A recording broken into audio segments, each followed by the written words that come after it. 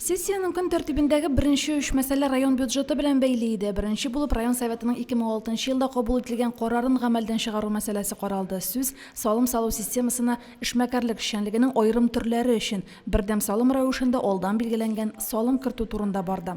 2020 елга һәм 2021-22 еллар планлаучырына Мөслим муниципаль районы бюджеты турында карарына үзгәрешләр кертүне дә депутатлар бер тавыштан хуплады. Финанс бюджет палатасы рәисе 2021 елга һәм 2022-23 еллар планлаучырына бюджет проекты белән дә таныштырды.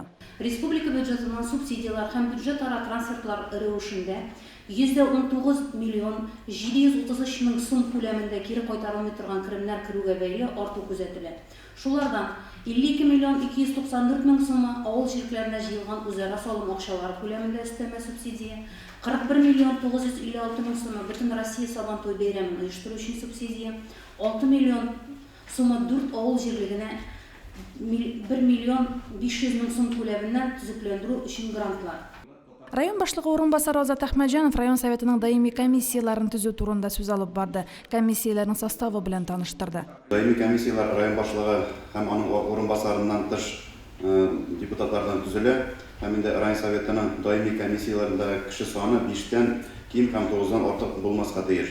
Район башлыгы һәм аның урынбасарыннан кала бездә инде 36 депутат бар. Шуңа күрә безнең инде шушы депутатларның барысында кертеп 4 комиссия төзергә кирәк булачак. Сессияда шулай ук Мөслим муниципаль район советы муниципаль берәмлеге уставын раслау турында территориаль сайлау комиссиясе билгеләү өчен сайлап алу органыннан кандидатура тәкъдим итү турында һәм башка мәсьәләләр каралды.